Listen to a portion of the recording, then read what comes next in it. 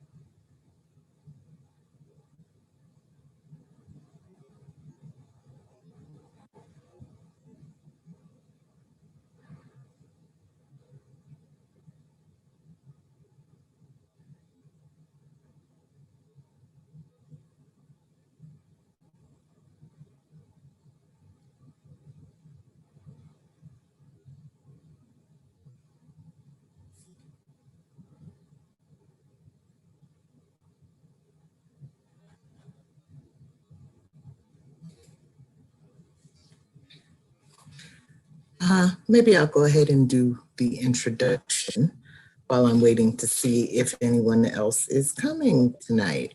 Oh, here's Gio. Okay.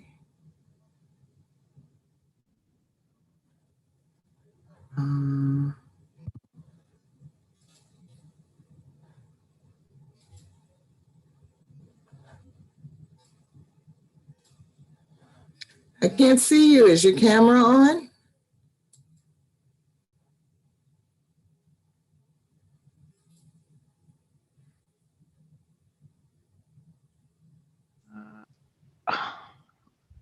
Okay, there we go. Progress. Yeah, right.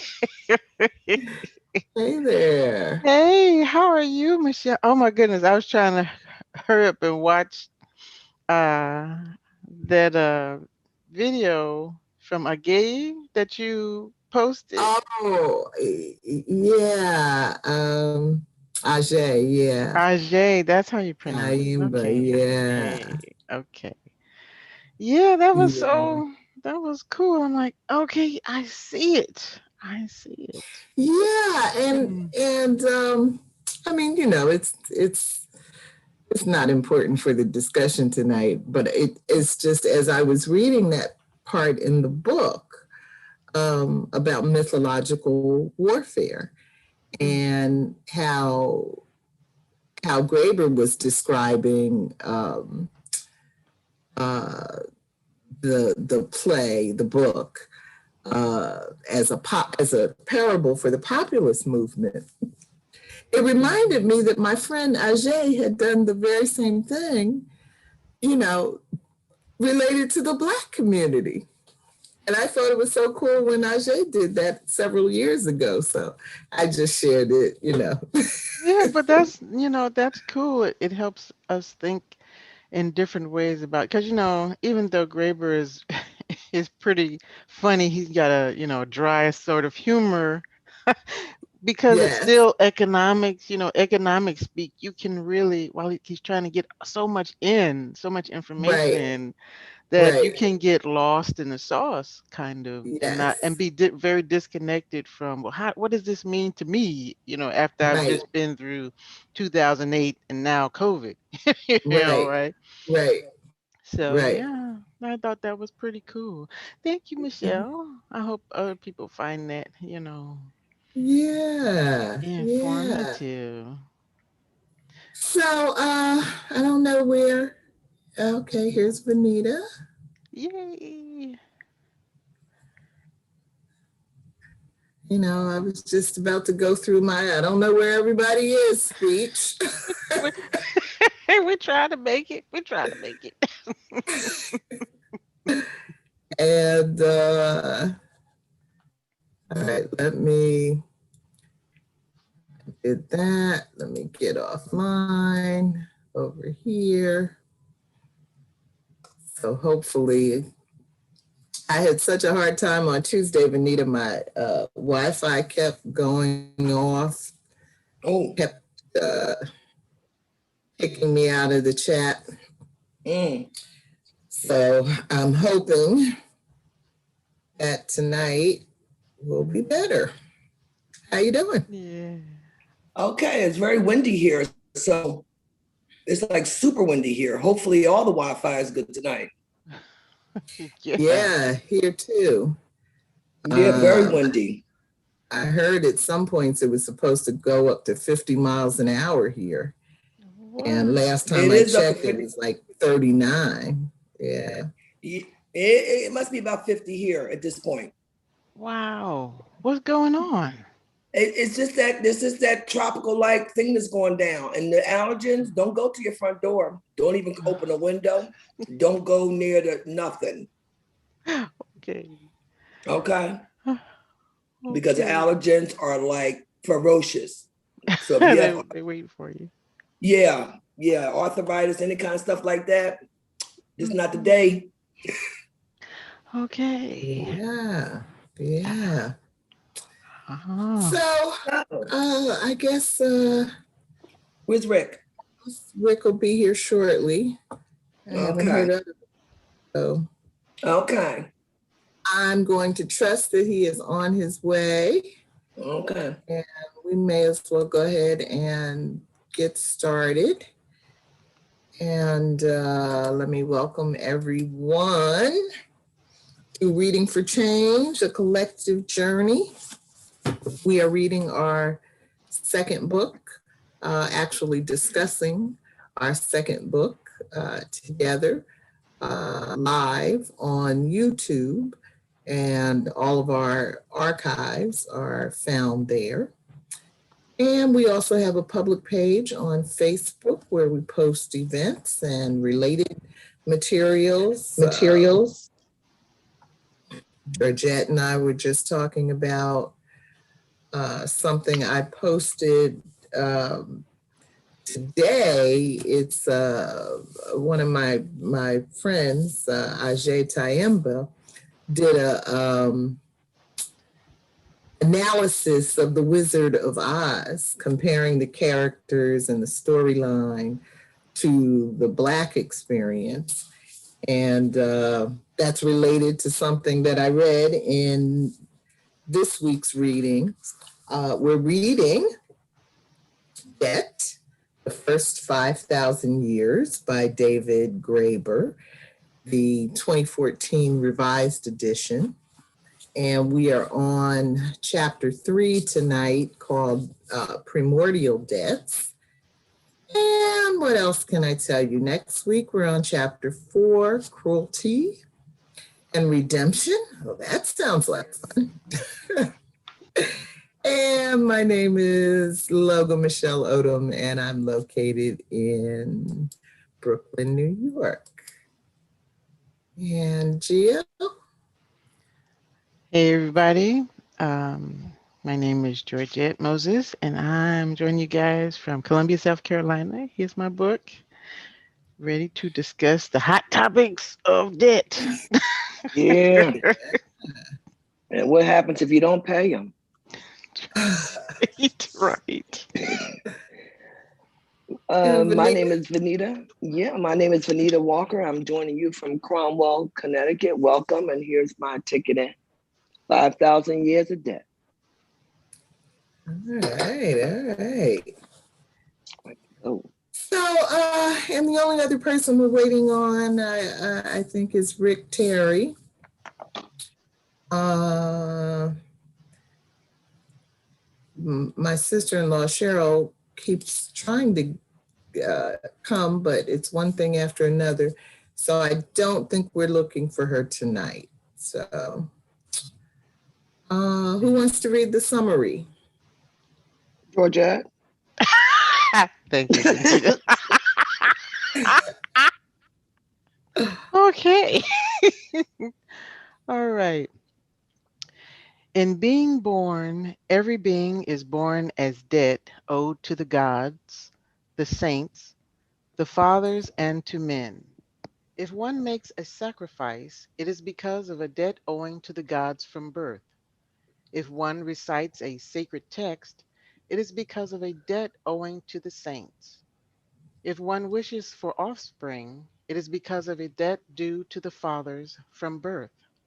And if one gives hospitality, it is because it is a debt owing to men.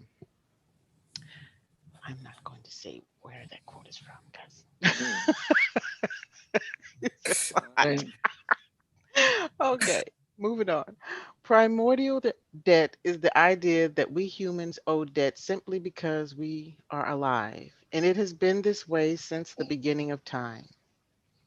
Various actors in the natural and supernatural worlds have claimed or been ascribed as the creditors in this arrangement, and asserted their power in determining when and how this primordial debt is to be paid. Religions first claimed this authority. Think human and animal sacrifice. The idea that we are born in debt to the gods, the universe, nature, our parents, and humanity, and that nations have authority to determine how these debts are paid, coincide in human history with the emergence of states, taxes, and markets. Tax policies are used to create markets. States created markets. Markets require states. Neither could continue without the other. Chapter 3, Primordial Debts, In Debt, the First 5,000 Years by David Graeber, explores the origins of credit, money, taxes, markets, and nations, and the debt we are said to owe as a consequence of living. Graeber argues this initial assumption of a primordial debt is flawed and contrasts with notions of freedom and human rights. Okay. Okay, thank you. So I did highlight some questions to start with. So let's start with 4. I'll read it.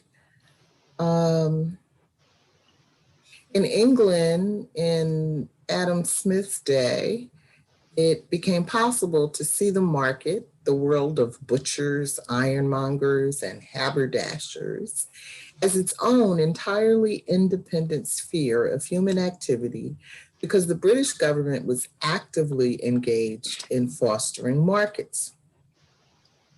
The colonial government was also quite explicit about the need to make sure that peasants had at least some money of their own left over and to ensure that they became accustomed to the minor luxuries, parasols, lipstick, cookies,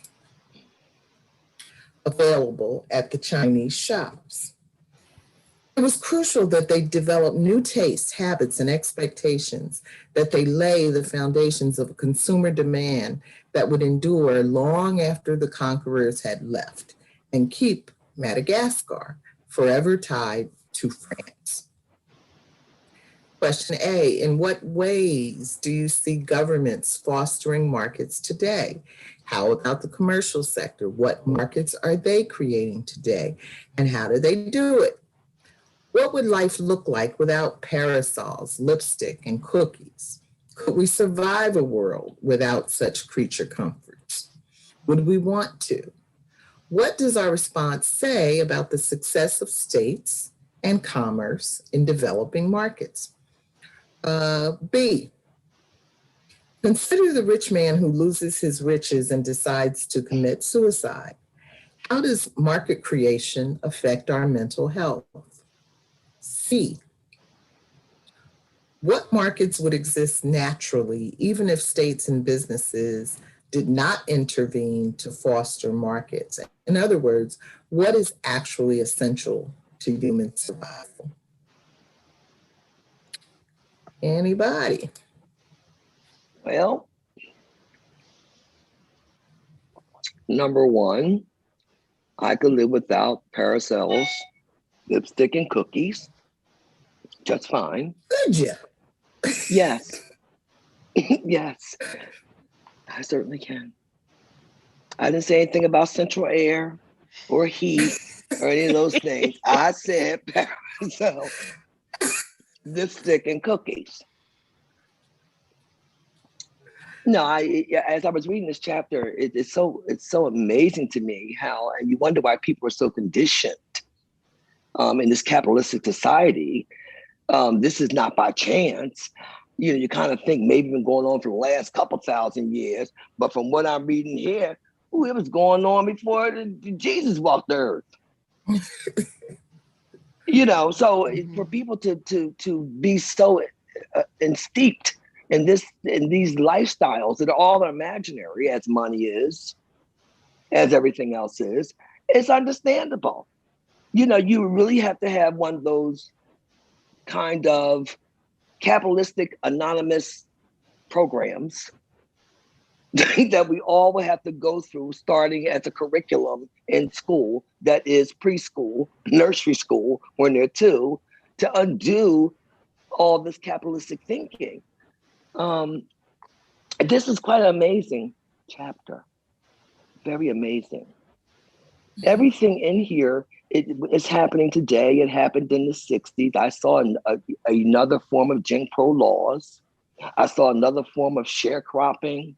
They just gave it a different name. It's just amazing. So nothing is new. I mean, I thought it wasn't new, but it really, really isn't new. It's quite old. They just changed the names to accommodate the time that we're living in. So, yes, I could give up a lot of things, and I don't think I can give up practically everything, really, other than your necessities, and I can grow my own food. That would not be a problem for me. A few t-shirts, a couple pair of trousers, maybe a thick warm sweater in the winter and a coat, which if we were self-sufficient and we were seamstress like Michelle, we could make our own clothing. But since I can't, and Michelle can, I still won't be cold. So really, we don't need all these other things. I was looking at the makeup and the lipstick, which remind me of during the Vietnam War, when a lot of American soldiers were stationed in Okinawa, they were stationed all over the place, and how the lure of a pair of nylons would get them all kinds of happy favors. It's just, I'm just amazed. I'm just amazed at how long this actually been going on and why people are so conditioned and why people decide to jump off of bridges if you take away their riches. Because that's all they know. That's how they define themselves, by what they have, which is what our society is. What kind of house you live in, clothes you wear, what kind of purse you carry. It's just, but the point is, I'm just shocked at how long it's been going on, which now answers my question, why people will literally buy a designer purse before food. And I'm going to use that as an example. It's amazing. Yeah, I was thinking today about how early it really starts, like with Similac. Nature really provided us with everything that we actually need, to stay alive, including mother's milk. But, we are conditioned to believe there's a better product out there for everything. The difference between natural food and processed food, So even as we get roped into these markets, it's almost always for something that is of lesser quality than what nature provided us with. And we get convinced that that's what we have to have. But when you think about Similac, and how young the conditioning starts, then I guess it makes sense. You can get to a point where you'd rather kill yourself than live without the stuff, you have been taught is so vital to your life. But it's stunning to think about. What do you think about Hmm. it, Gio? Hmm. Well, I agree with you guys about, this conditioning because nothing happens without the community agreeing to it, right? So, how do you get them to agree that this is the way we should go? These are the the concepts we should embrace, the actions we should continue to take, even though for all intents and purposes, only a few people benefit from any of them. And as a matter of fact, is quite detrimental, especially in this topic that we're talking about today. And so, like you, both of you, I was amazed at how ancient this practice seems to be, but also at how dogged the so-called experts were on cherry picking a civilization they knew very little about to support the theory they wish to bring forth into their present so-called society, to support the, you know, what they wanted to do, which was essentially brainwash the populace into Mm-hmm. thinking that they owed something Mm-hmm. from birth, right? If it's not from God, you owe your life, then it's going to be, from the state or the society. You owe it to the rest of us, everything. But why? Yeah. Don't know. Okay, and why does that translate into I have to give something that you think is valuable to you to prove that I'm committed to how we're living together, Hmm. that this is necessary. And then, well, when you ask, how are governments fostering markets today? Well, they pick a thing, right? That could uh, actually be, distributed or made available to the whole community, for little or nothing, but they monetize it. So, like you said, Similac, okay, as opposed to mother's milk because it's convenient. All right. And suddenly you think, oh, it takes a while for your milk to come down. Okay. I did it with the second child. Okay. It takes a while. And if you want things right now, you can't wait. And then the nurses in the hospital tell you, oh, well, here, have this bottle. If it, if it's not happening, by the night, we'll give you this bottle. And if you don't stick to your guns, then you go along with it, thinking, well, there's something wrong with you. When, Hmm. there are things you can do. We've been doing this since females have been nursing children. There are other ways to get this done that don't involve paying somebody to put some junk in your body, in your baby's body, that's going to give them diabetes later on down the line, or some other Right. ailment, right? I'm thinking about those ads in the 30s, 40s, and 50s where they'd show the housewife, and the modern conveniences in the kitchen. Oh, you can do this faster, make this roast faster, or whatever, clean up your house. And so they created a market by making her think that, oh, you can save a lot of your time, if you buy this appliance. Who's making that appliance? And then, who's now you've created a whole system around, a whole market around something you've made a person think that they need. When she was probably losing weight, sweeping and mopping. Now she gained 10 extra pounds, and now you've created an industry for the diet industry. Oh, now take this shake because you're like 20 pounds because you're not Right. sweeping and mopping anymore. So Right. it's just amazing, you know, culturally how you can convince people what they need and it's for their good when it's really not. You really have to ask yourself, Hmm. do I need that stuff?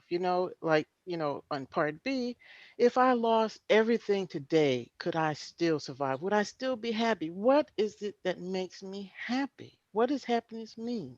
right? Is it things, or is it what I do, or is it who I am? You know, Mhm. so when you tell people happiness is in this jar, it's in this box, it's, you know, it's going to this particular job, driving this car, having these many friends follow you on social media, now you're Mhm. talking about basically mind control for the benefit, financial benefit of some other person, industry, or group. So, Mhm. yeah, just wild. I'm over here trying to get my Gmail to open so I can email the link to Rick. He's trying to come Oh, in, but he said the link is not working for him. So I'm trying to email him a link, and my Gmail is um, just being very slow to open, but I guess it'll open eventually. So anyway, yeah, I agree. It's they've got some real slippery ways of convincing us that we need all of this stuff. But you know, when you realize how as Venita is saying, how long they've been doing it, they have a lot of practice, you know, and so we're born and we come into an existing system, you know, that has been honing its skill for millennia. That's right. Um, so, you know, uh, it's like a young girl dating you know, a much older man. You know, you don't have a chance. You don't have a chance because those years make a difference. So we're up against that kind of well honed trickery. But it's also a psychological game. um, because remember, someone has to be at the bottom. And what this was the elites pretty much writing a contract for the middle class, whether it was then or now, to Mhm. keep the people below them in check. You see, Mhm. that was their assignment, and it's still the assignment. So it's quite clever, you know, over the centuries of massaging those thoughts, which is why we are where we are today, where no one wants to be at the bottom. This person thinks that they're better than that person because they walk, talk, or have more education or don't have a disability. And it really is quite clever of the elites. They really don't have to do anything but sit up on their throne as they did many years ago, like kings, and had the middle class keep the poor. And then they broke up in 3 tiers: upper middle class, middle class, and lower middle class, to make sure you understand. So right within that class, they make sure that everyone's keeping everyone in check. Then you have the poor. So you have all the classes above them other than the elites. And that's what's so good about it. They are so clever. That's why they live to 99 years old, Prince, what's the face? Because they don't do anything. They have the middle class to go out there and work, so they supply you with just enough money to fuel your body so you can go out there and work again, and you can go buy some more of their stuff to keep that. They don't lift a finger. I mean, when I say a finger, not a finger. So you wonder why that person, I can't call the name,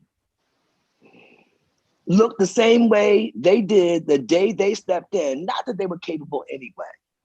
But let's just pretend that no, we can't pretend that they were. Anyways, they were not capable. We know that. But if you look at them, they look the same way they did when they came. I have not seen any person grace that White House that has looked the same way 4 years later. I haven't seen them look the same way a year later. But when you have everyone doing something for you, that's why I say, you know, they may not be smart book-wise, but they are rather clever. And I hate to give them due, but you got to be real. They are very clever to be able to have all these folks do all their deeds for them. And they just sit back and eat McDonald's and go golfing. I mean, I also like the story in this chapter about, I forget who it was. I think it was an African tribe, and where they were trying to foster this market with Chinese trade posts, and which they put like right there next to the labor camp, so that you could get paid and then go buy your parasols and lipstick and shit.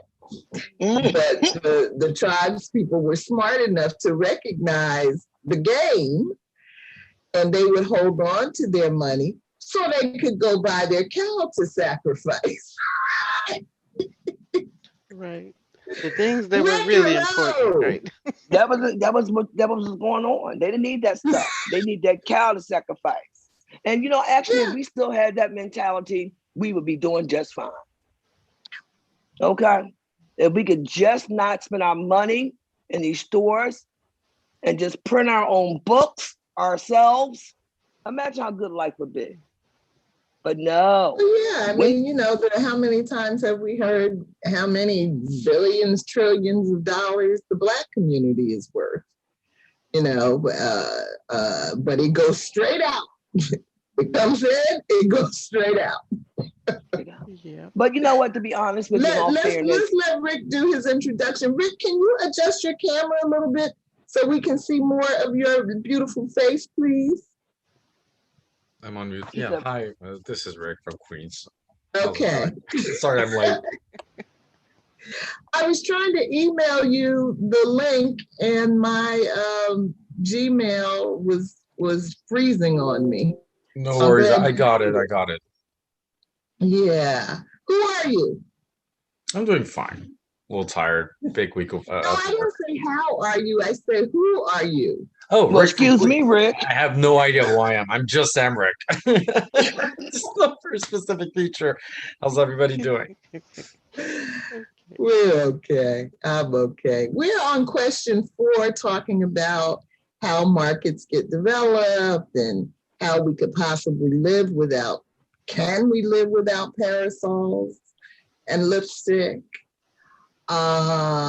And why some people kill themselves when they realize they're no longer going to have the money to buy the things from the market that they want to have.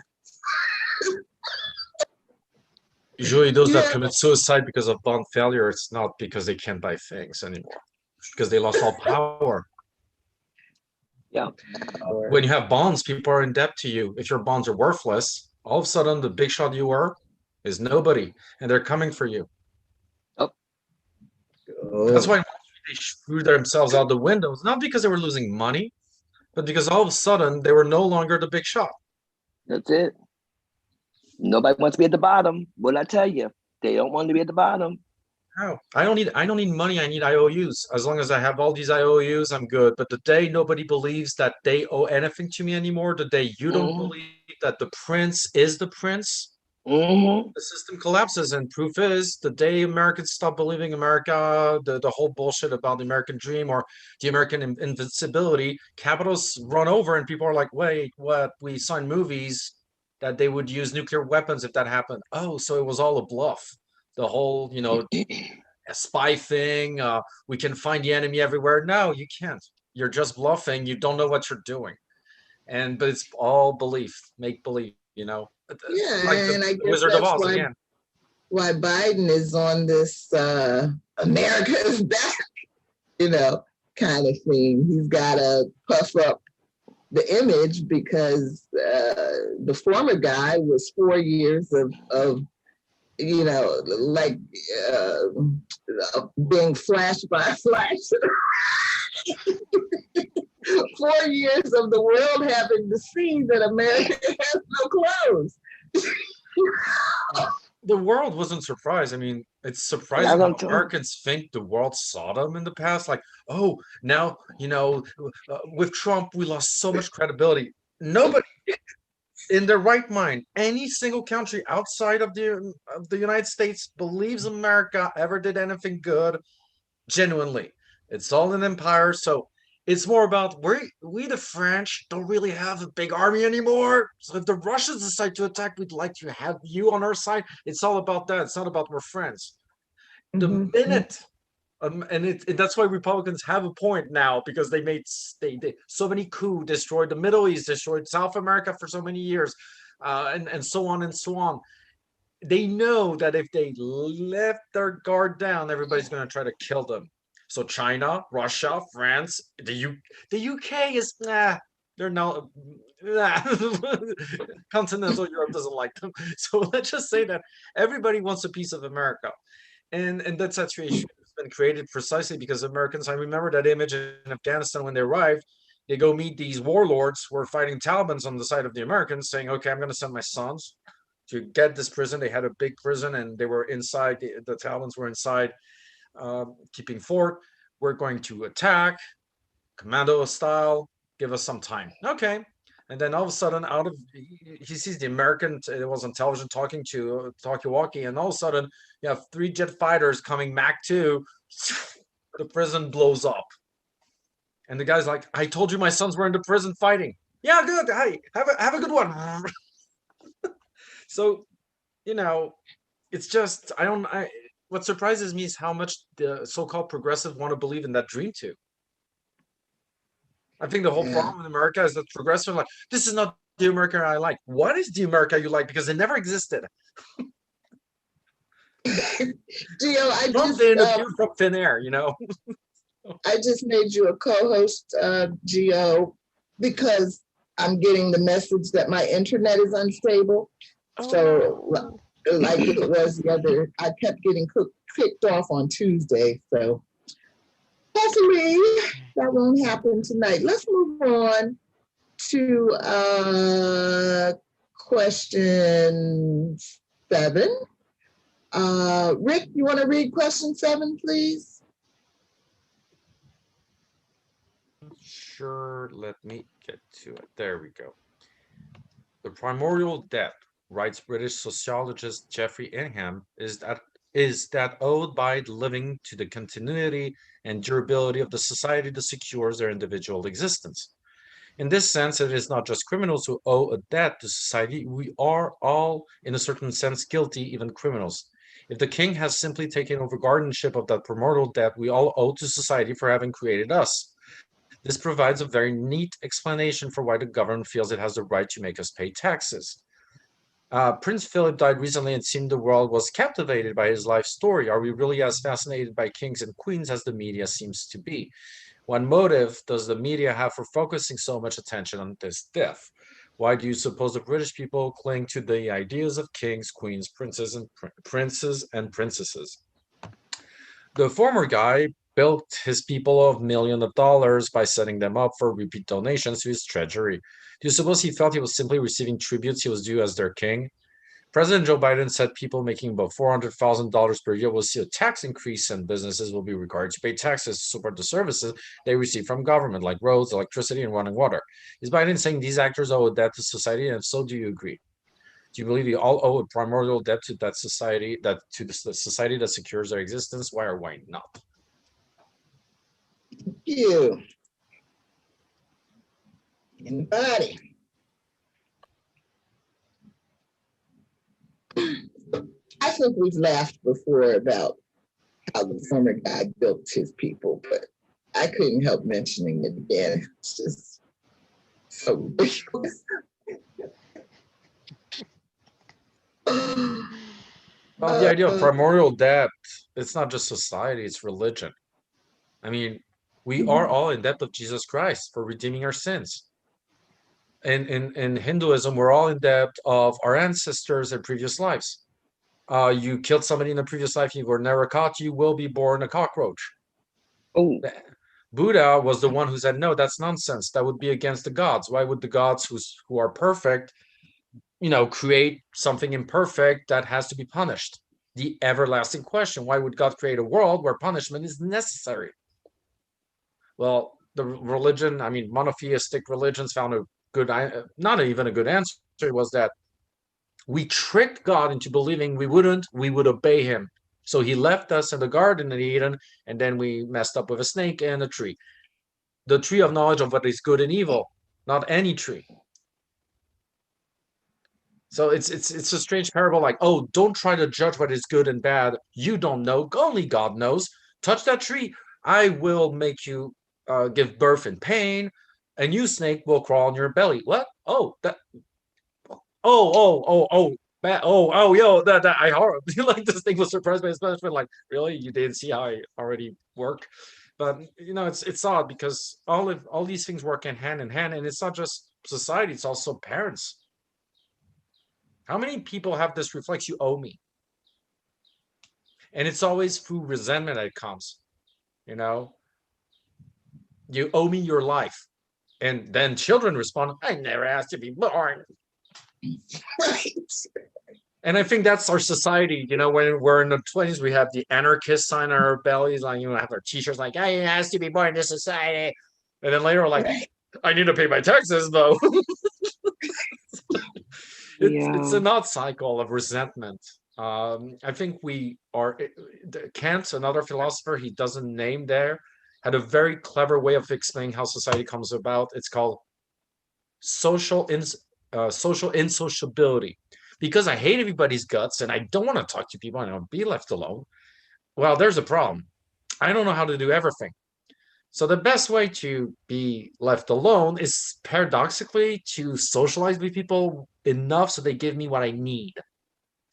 So selfishness leads to society through Kant. It's because you're so selfish, you want to have everything, but you can't have everything without others. So you have to compromise, though you don't like them. But again, that's the vision of a man who lived alone for 70 years and always did the same thing every day for 70 years. It's well known Ken was really boring and his books are very horrible to read. But it's strange how we resentment, the feeling of owing a debt to somebody, and I know how it feels, and not a monetary debt, even if that person doesn't believe you owe them anything, will make you hate that person. Even if that person never asked for anything in return, because you feel weak that you owe your life to somebody else. It's odd, Excuse me, it's odd, Rick, but I've always resented that, and I know many parents, my age, younger than me, older than me, that have that notion, and I've always bucked against that. I've always told my children they were right. They did not ask to come here. You owe me nothing. What you owe is you owe it to yourself to be the best person you can be.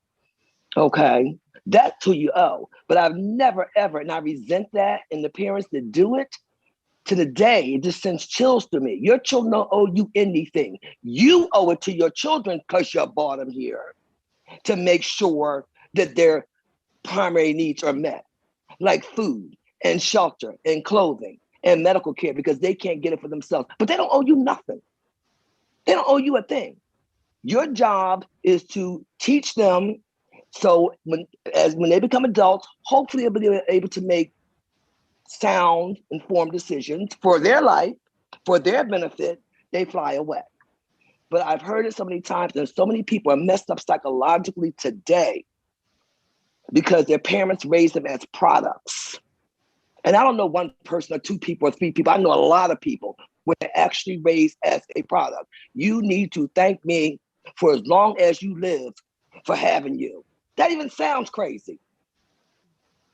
But and it goes even worse because it's the saddest thing. I met some kids when I was in Paris who were very brilliant in music, but their parents, because they hadn't become the great orchestra director, were just second violin in an orchestra, were pushing them.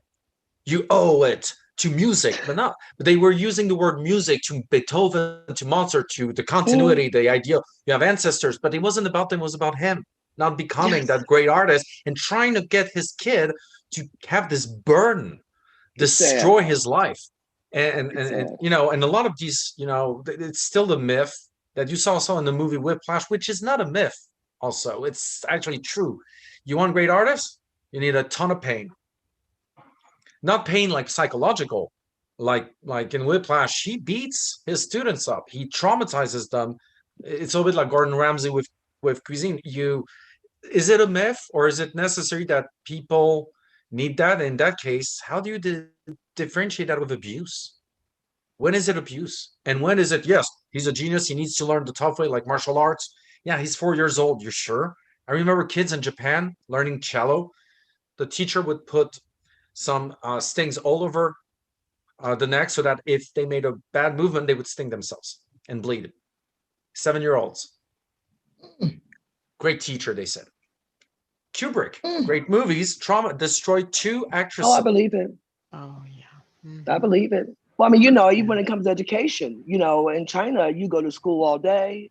Your mom makes you your food. And there's a certain name for it too. I don't remember it. There's a horrible Just joke. The way they Family organize Guy. it.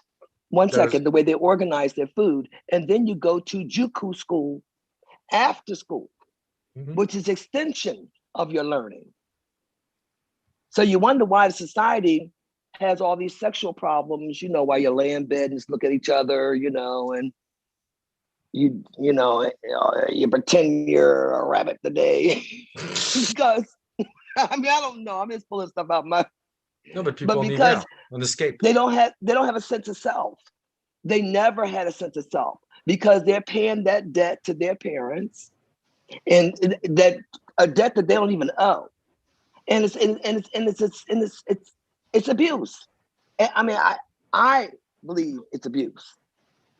And you don't see it till later when they're laying there looking at each other and you have to dress up as a bunny in order to have some kind of feelings. You know, I don't know, it's really sad. That's the thing that you know, as you just said, Venita, a debt they don't even owe. Like, you know, I think that it's actually not an easy question. And I think that's why we're in so much of the fix that we're in, because there's not really an easy answer to the question that Graeber poses of, yes, well, to whom do you owe?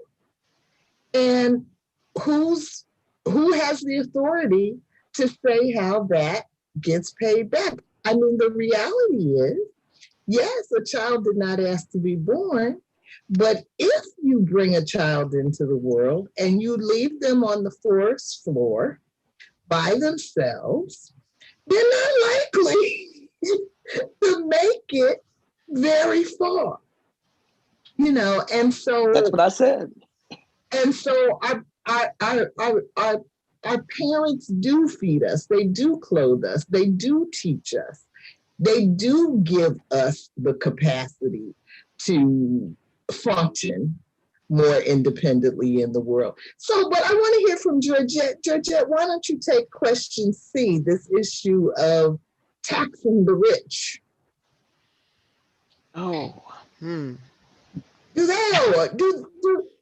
Should you have to pay taxes just because you earn over $400,000 a year and you drive on the same roads as everybody else? Why should you have to pay taxes? Well, you know, and this whole chapter made me start thinking about all those arguments that they're making pro and con against, you know, why the majority of taxpayers bear the brunt of the tax burden. Oh, it's because we need these resources in the community, resources that we're not seeing. Thank you. Okay, because you keep telling us there's so much debt. And factor in the corruption in, you know, municipal and federal administrations, you know, what's going on, you know, that we can't, you know, if their definition of society and everyone owes a debt to society for us to continue to function optimally, well, why don't these people who make over $500,000, you know, feel it's their obligation because, you know, we owe society this debt, to contribute. Yes, we'll pay 29% taxes or whatever it was when America was really functioning well before Reagan, right? But instead there's also that opposing thought that, I made this money myself, and this is my reward. Why should I have to pay taxes for these people who are the useless eaters? If they were smart, if they were deserving, then you know then this would take care of itself, right? It would just take care of itself. I'm being rewarded. Why should I give up? And then they've convinced, the smaller, not, you know, they've convinced the people who don't make $500,000 that, well, they're right. Why should they have to pay? Because they bought into the same BS about, I don't know, this financial manifest destiny kind of thing. I made this money because I'm so smart or gifted or whatever. But this chapter is telling you, no, it's this is not how it really works. Because if it was, then we wouldn't have to ask them to pay. And we wouldn't have to have roads and social services that aren't supported financially, because everyone will say, yes, give these people who don't have a job some money. Okay. I think if you take Graeber's argument to its logical extreme, he could be arguing that we don't owe any kind of debt to anybody. This is all BS. Just because some religion, just because some king and queen, just because your parents, just because the government is telling you you owe something does not mean in reality that you owe something. So I think it could, he is an anarchist. He was an anarchist. And I think you can go to that logical extreme where if you put freedom and rights on one extreme and debt on the other extreme, they end up conflicting, because to the extent that I owe you something, you're cutting into my freedom. So that's why it becomes not an easy answer. There's something surprising is that I think if merit, let's say we're in an ideal world, every word means what it means. Merit, you make the best effort, you provide to society the most, you get paid more. The problem with our society is that, I'm sorry, when I was useful to society, I was paid shit. Now I'm not useful, but I'm getting more money. The people who are paid today at the top are useless. Think about the real contribution to society. It's consulting, it's lobbying, it's influence. That doesn't produce food, that doesn't produce wealth. Technically, it doesn't. And they're getting paid that money. Whereas people who actually, if we really follow the logic of merit, the guy who cleans up the streets, that's it. The nurses should be paid $400,000 a year. With teachers should be paid $100,000, $130,000 minimum, but no, they're paid barely $20,000, $30,000 if they can have full-time positions. So this is the problem with our society, is that they're telling us, oh, it's about merit, and they say, well, if Elon Musk has merit. Okay, Elon Musk, I know how he works, because when I was younger, I was fascinated by the guy before I discovered the truth, which was I knew his theories because we all knew them. They were all part of revolutionary theories we saw not just in science fiction, but also in philosophy, etc. And he just read them and told to his staff, I want this, create that. You have it. You have to do it before 3 weeks or you're all fired. So yeah, working like, again, this idea of debt. You owe me, I gave you an opportunity. Before it was, you owe me, I lend you some money. Now it's you owe me, I provided you with an opportunity. And if you mess that opportunity, they call you back and say, my reputation was on the line. Fuck. Sorry, not only do I owe you, what do I owe you? It's not even money at that point, it's power. I owe you power. And in the chapter, remember what Graeber says, how do you enforce it? I owe you force. Strength. The one who possesses so when it's the King of England, say, yeah, sure, contract debt. Don't worry, I'm the king of England, guys. You're right. We can't go bankrupt. Oh, governments can go bankrupt. Yes, sorry. Welcome to the modern world. Sorry, I'll stop. Let's look at the last one. Venita, did you do any reading? You want to read question 10?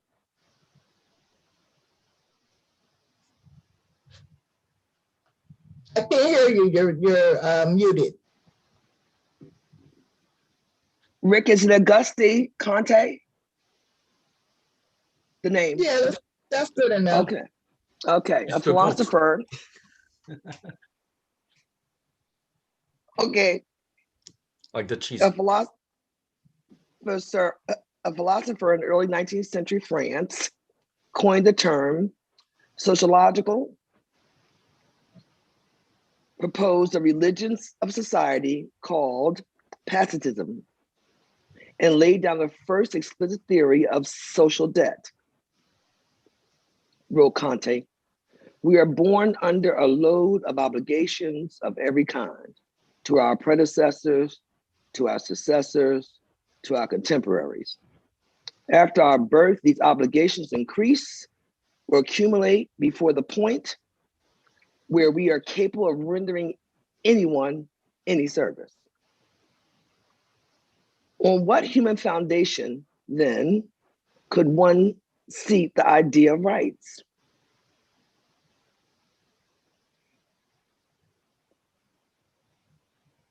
A, let's consider our debt to society through the lens of the coronavirus pandemic. If we take Graeber's argument to one logical conclusion, that we owe nothing to society or humanity, how do we reconcile arguments to wear masks, to get vaccines, to protect others? B, if you are allowed or forced to make a choice between your rights as an individual and your debt to society, which would you choose? Which is more important to you? And why do you think you see it that way, this way? C, activists are demanding that businesses speak up against voter suppression, and celebrities are using their platform to speak out against police violence, ethnic violence, and other social ills. What are your thoughts on this? Should businesses and celebrities be compelled to honor a social debt? Thank you. Well, Anybody?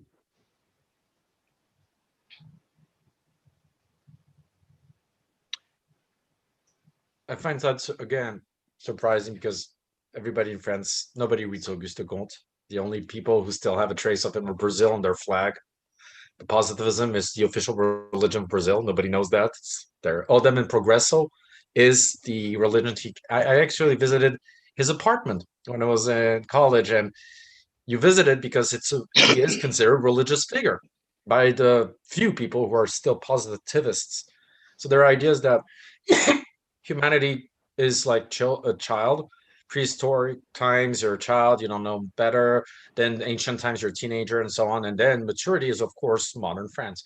Of course. Hegel said it was modern Germany, and England said Bentham said it was modern England. Mill. So you see, they were all in agreement about who was the peak of society, and he was insane, and he was useless. He never taught.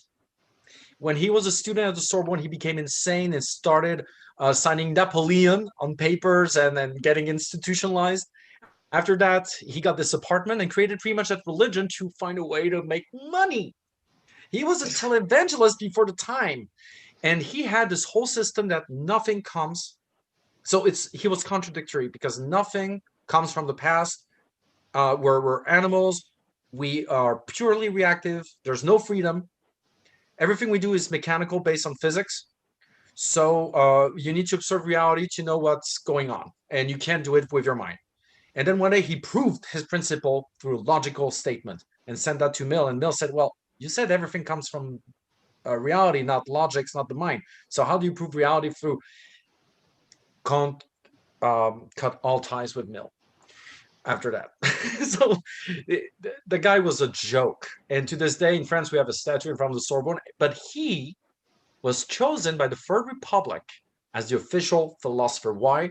Because it tells you you must obey to be yourself. You can only be yourself through everybody else. You are nothing on your own. You're a shell. We only are animals that live as a clan. Therefore, to be yourself, please be compliant to society. Society's good. After the First World War, he lost all relevancy in Europe because, you know, First World War was like, it'll take 2 months. We have a lot of science. 4 years later. So there you go. Wow. So he was a loser, even in that time. Like, there's a joke from that century during Napoleon III where people are like, you know, the joke was usually, I'm going to be a prostitute. Oh my God, really? Protestant? No, I said prostitute. Oh, good. I thought you said Protestant. Thank you, because we're Catholic. So it's a very brutal joke we have in France. But that joke was replaced by if I'm becoming a prostitute. Positivist? No, prostitute. Oh my God, I thought you said positivist. Families hated people who were positivists. Like if your daughter was dating a positivist, I was like, oh my God, no. So just saying he was a loser. And it's odd that he was chosen by the government to tell children what is truth about reality.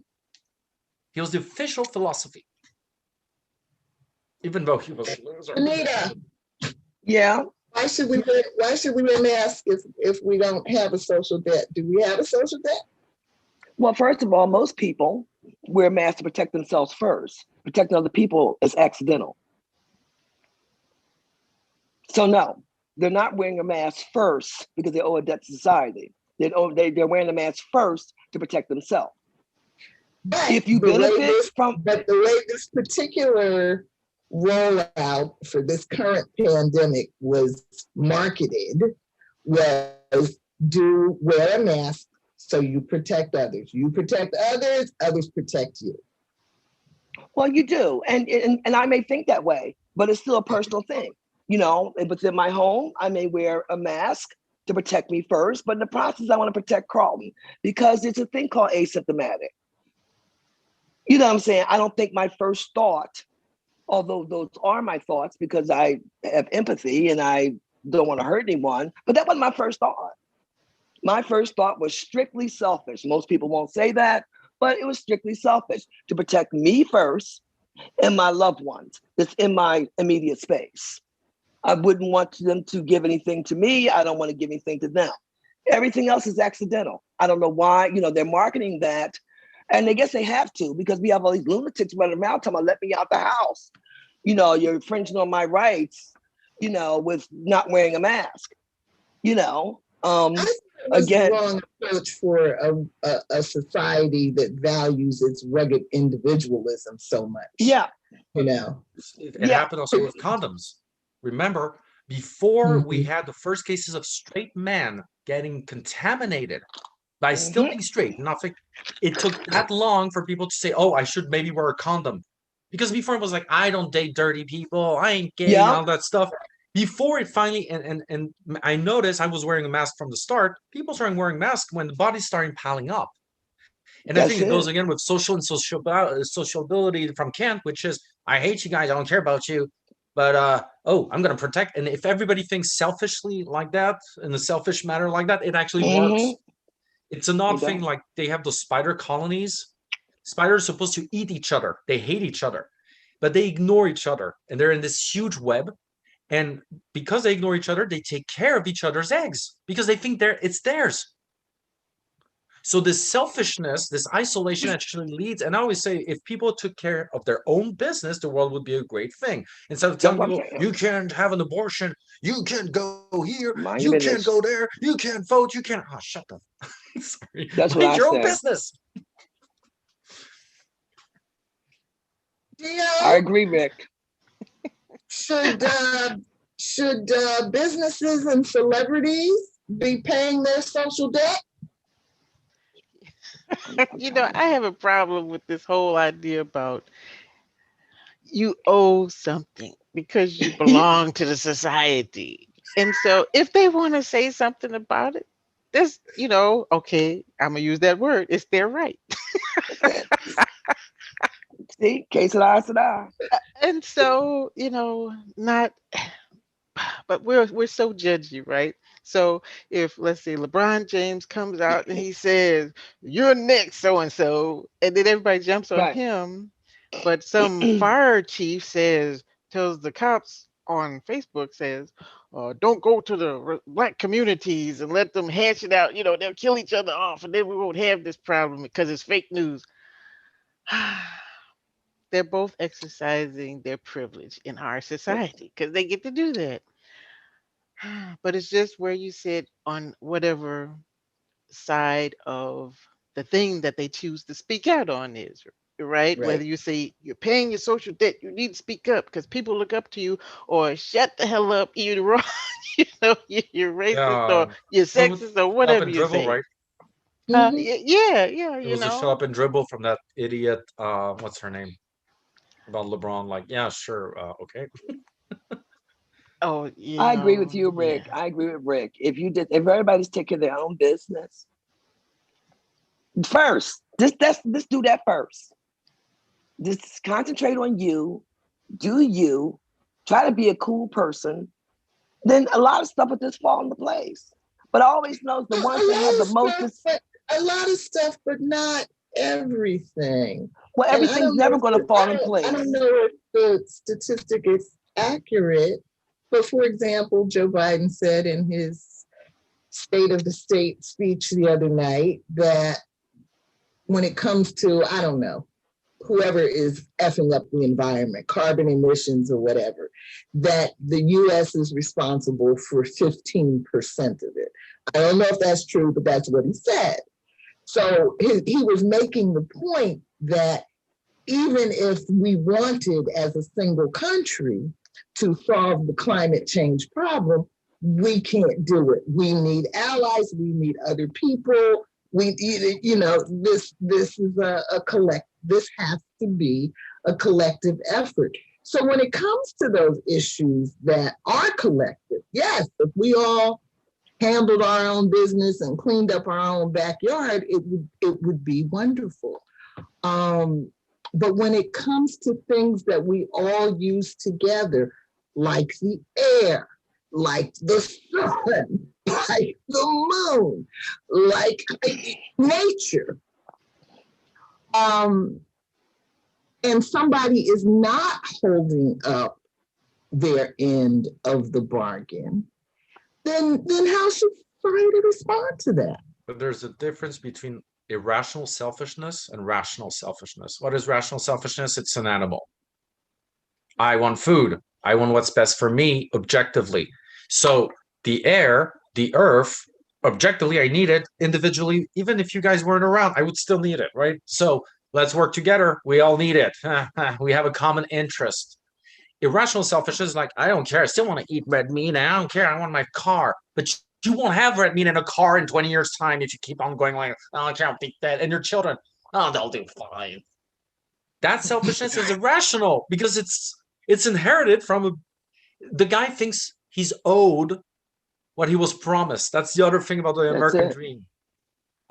The Capitol, we're taking back our building. I always tell them, hey guys, it's also, well, technically it's ours. It's not mine. You see how they confuse the idea of collective good, which is it belongs to everybody, which means it belongs to nobody. It's a strange concept, public good. Whereas they think it's private goods upon private goods that have been accumulated, and we can go back and take a break. Right. I mean, they're adults. Yeah.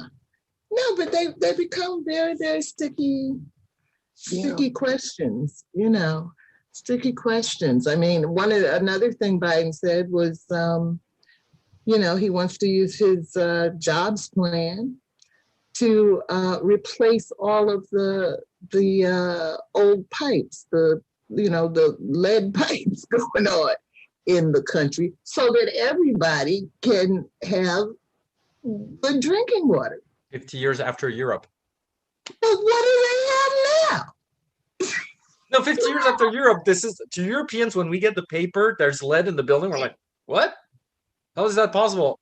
Even in France, they had to do all the work on historical buildings. You can't have lead in Europe anywhere. It's illegal. But in Europe, in America, it seems to be legal. Like, wait, don't lick Because the walls. America has been on this very selfish, self-centered, greedy, individualistic privatization path for the last good 40 years. Ronald? And yes, and so anything that would have been a collective good has just gone to hell. And, you know, that's what I'm saying. I mean, I appreciate that Joe Biden is trying to have the conversation about public good, because I think this individualism has gone so far to the right, so insane, you know, that we're actually sitting here in 2021 talking about US citizens who don't have clean drinking water. But And maybe we're going to fix it and maybe we're not. It's not even individualistic, because if America was about individuals making a living and having the opportunity, but that required, and that's what Graeber is all about, and he's right. When I always have these idiot Republicans, I'm like, no, you wouldn't be America without constant intervention and subsidizing by the US government of the military. I mean, technically, the reason why America is so powerful is that it has 36 times the budget of the 7 subsequent countries in ranking in military expenses, including countries like the UK, France, and Russia. So, you know, you want to tell people Project Manhattan was government run, the nuclear bomb. The computer, the first internet, ARPANET, was a Pentagon program, and so on and so on. And all these big companies, Amazon, couldn't live without how much tax breaks they get from the government. They couldn't be that powerful. We have these the problem is in the past. We wouldn't have the COVID-19 vaccines if government hadn't so heavily invested in pharmaceutical development. You know, so to then turn around and say, I don't owe you shit. And remember the great Rockefellers and stuff that were building roads in the 20s and 30s in America that made America what it was at that point, the empire. These private entities were just giving something back to their friends who cut the slack out of them. Remember Rockefeller, the monopoly thing of oil and stuff? The government was able to threaten big groups and say, hey, we're going to help you. Give us something back. Build roads there.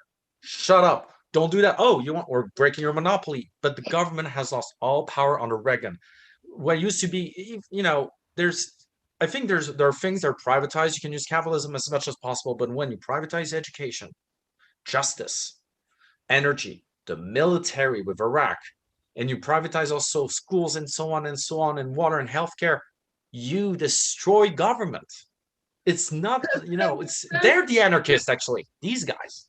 Since Reagan, there has not been the discussion of the public interest. You know, I think I'm perhaps the last person in the country to use that phrase ever.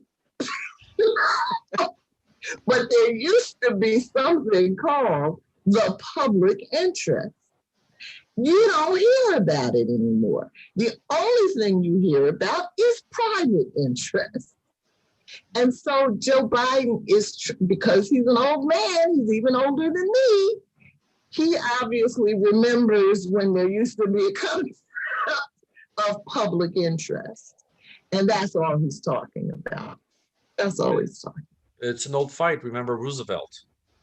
When Roosevelt, so for 4 mandates, the worst part is when he tried to convince his fellow his Democrats and Republicans they needed to intervene in Europe right away against Hitler. And they were like, oh, you're a Democrat, you like communists. And boom, Pearl Harbor. Oh, now we're going to war. Roosevelt was like, because now it concerns you. But Roosevelt was like, it will concern us. Again, selfishness, rational selfishness is like, we need to help Europeans because these Nazis are going to use nuclear weapons against us at one point. No, nobody. Japan attacked. Now you're okay. We're doing it. Okay, thank you. Mm-hmm. And ideology falls in front of true public interest, because think about it. The American government, people don't remember that Republicans and Democrats voted bipartisanly to give Stalin technologies didn't have like rocket launchers. The Stalin orgs are American subsidized. Nobody knows that. Stalin rebuilt his army with American bombs. So what I'm always saying is that what is horrible is that I think the majority of people live in a simulation, and you have a small part of the elite that actually doesn't live in a simulation. And they're the ones you never hear about. They're very dangerous because you have the idiots who are rich, but then there's rich and there's wealthy. And more than wealthy, difference. You know what I prefer? Don't give me $1 million. Give me a file with a dirty secret on every single powerful man in America. I'd rather have that than $1 million. It'll make me way more powerful, and I'll get everything I want for free. That's power. Mhm. And I'm telling you, these guys, they got that power. That's why they're untouchable, some of them. Venita, what's on your mind? As we were discussing, Michelle, about a week ago, I said that the Christians believe that an empty mind is the devil's playground. I like Buddhism. My goal is to have an empty mind.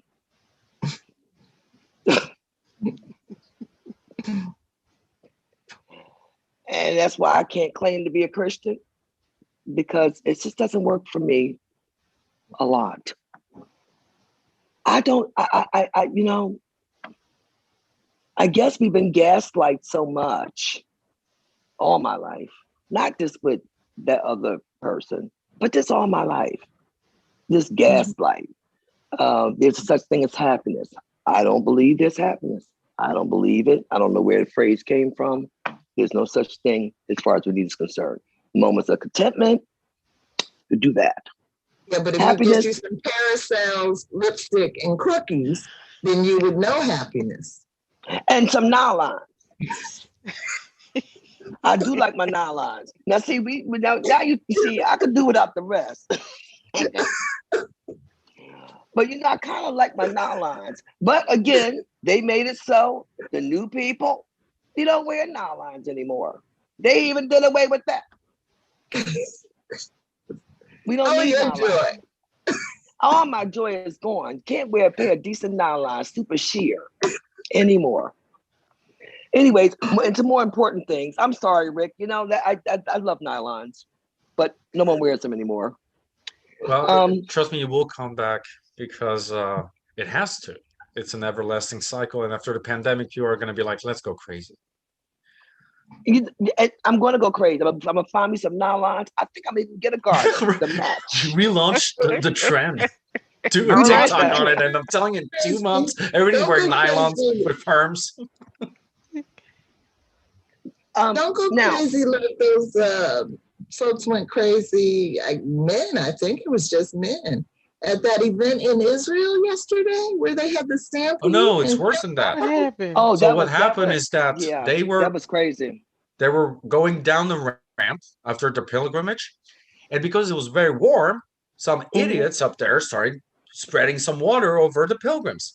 The police stopped them and would not let them go, not realizing that people were slipping. And because they were slipping, people were starting to slip over each other and fall each other, and a panic started, and the cops would still block the people. So Netanyahu is going to kill some cops, I think. I think they're going to Syria. Oh. You go fight. So 42 or 45 casualties. Yeah. The Arabs in Mecca are laughing because, like, it was always us, and now for once it's not us. They did some work. There's a lot more security during the Hajj. It was crazy 20 years ago. Now they have ramps, they have air conditioning. The Prophet would be proud. But I'm still amazed though, and that's why I don't like the judgment. I can only say what's good for me. I don't want to even argue facts about what's good for other people. I don't want people to argue facts about what's good for me, because quite frankly, it's a argument that can't be won.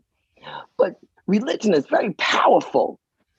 Look at India. After they went through the first wave, which is made up of mostly Hindus in India, they said, "We got this."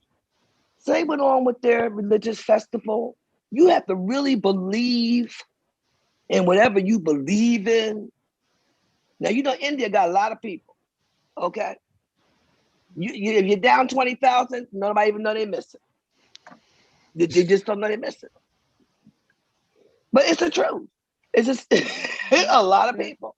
But meanwhile, that's why I think they don't have a problem with what they do, other than, of course, wonderfulness comes after death. I guess. So they packed but into those super spreader religious events. Yes, but I'm saying that they have to really believe. You have to really believe what you believe in to go out there. And it's not like, we're going down to the corner Baptist Methodist church, even the biggest ones. No, you talking about, I don't even know how many people out there. People. Right. That, and there's a pandemic still going on. And because their beliefs are so strong, it's like the pandemic's not there. It's karma. Remember that in India, most people dying are, of course, like everywhere else in the world, because of promiscuity, the fact that they have to live 30 in a room, poor people. But in India, poor people are the outcast. The little, the word comes from there. They're not a caste. They're disgusting. They're the residue of ancient lives are disgusting. They're neither Vaishya, Brahmani, or Kshatriya. Nothing. Warriors or priests or merchants. So when they die, to all other castes, it's the natural order. They are being punished for the debt they owed from their sins in the previous life. So unfortunately, Modri was like that. And you have a majority of Indians are rational people, and they're like, "What's going on?" It's like Brazil. It's like all the crazies. Johnson, remember, let those body pile up. He said, "Yeah." Macron, same thing. You look at all the countries that had disgusting leaders more interested in private interest. Yes. Whether it's not just money, but my religion. Modri, I don't care about Muslims. Yes. I don't care about my religion. Trump, Macron, my country. France, the religion is the country. Mm-hmm. These countries have piles of bodies. Countries that believe in public interest: Vietnam, South Korea, Japan, Taiwan. Yeah. Vietnam has 22 casualties. Yeah, but poor country. That. Why? Because everybody washes their hands, everybody wears a mask, everybody obey. Because they care, they believe they're whole. Not that they owe something to each other, but like, well, if people start dying, I lose my job. Like they think if the society goes lockdown, no more job for me, so let's not do it. No. And instead of us being like, it won't go in lockdown, they wouldn't dare. Oh, they went in lockdown. They do that on purpose so that they force us to watch their television, which we are watching. Hey, could you imagine? Could you imagine? And that's the difference. And that's the difference with them. Somebody asked the question why Vietnam has 22 deaths only. Why? Ask the question. I just read that. Yes. Because why is Cuba not destroyed? Well, because they're doing what's best for the society as a whole. How come in Africa wasn't devastated, except South Africa? Because non-urban centers, when people was getting sick, they were like, hey, he's sick. Let's isolate him. Let's bring him, put a mask on. Let's bring him some water at the door. They would do it regardless if it were COVID. They were like, we don't know what this thing is. Got that in the forest. That's very true. Rick, that's a good point. Even when it wasn't COVID, that's what they did. If someone was sick, they isolate you, make sure you had everything you needed, put your mask on, everybody kept their hygiene going until whatever it was you had, whether it's the flu, you're over it. But the United States, it's so difficult here because we have so many different beliefs, with all the immigrants, all the countries all together. You will never have any control here. There will never be one God, money. That's it. Even immigrants, I came here for money. Immigrants that I know came here for, we call that better life. Yep. No, we call that money. That's all they call it, money. And you know what? And some will tell you, this is not my fight to fight. I've heard that from people from other places. What's going on in this country, whether it's economics, whether it's racism, no matter what it is, it's not my fight to fight. I came here for opportunity to make money. It's not our fight. But, I think increasingly people are understanding, whether you call it a debt or not, that if you're here, you get drawn into the fight one way or another. I was listening to Lisa Ling today was on one of the daytime programs, and she was talking about her 6-year-old was out like at the mall with Lisa's mother. And somebody said to the 6-year-old, go back to China. Now, Lisa said it's a good thing she wasn't there, because if she had been there, she would have gone berserk. But, you know, and Lisa was talking about her mother doesn't understand even how they are called Chinese Americans. She's like, I was born here. You know, I've been here for 70 plus years. If anything, I should be an American Chinese, you know. But that's another, it caught my eye, it caught my ear, because it's another kind of aspect that Graeber is talking about, the concept of societies and what society you belong to and where your allegiance is due. And are you paying taxes to the society that you most identify with?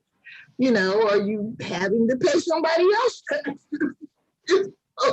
And so one of the questions that we didn't get to, but that's in here is just something about, you know, if you really had to define yourself, your societies, you know, where would your allegiance be? Are you African Americans, American Africans, French American, American French? You know, would you have a greater allegiance to Buddhism or what? You know, there are all these people who could legitimately say, you own me. Just, I realized something while reading Graeber. Have you ever read what's there?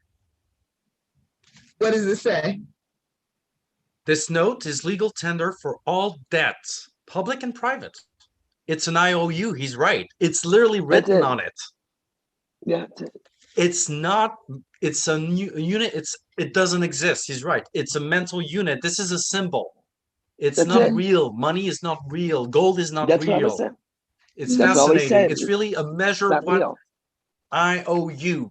I owe you for $1 of something, which is odd. Like, what is it? Is it 1 liter of Coke? It depends on the prices. Right. And What so you I have believe this so-called I owe economy. you and what I trust, you know, you will pay. And exactly, you have the signatures of the kings saying, hey, this is debt. We government, we powerful people say yes.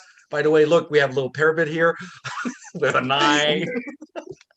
No relation. And in God we trust, meaning we are God.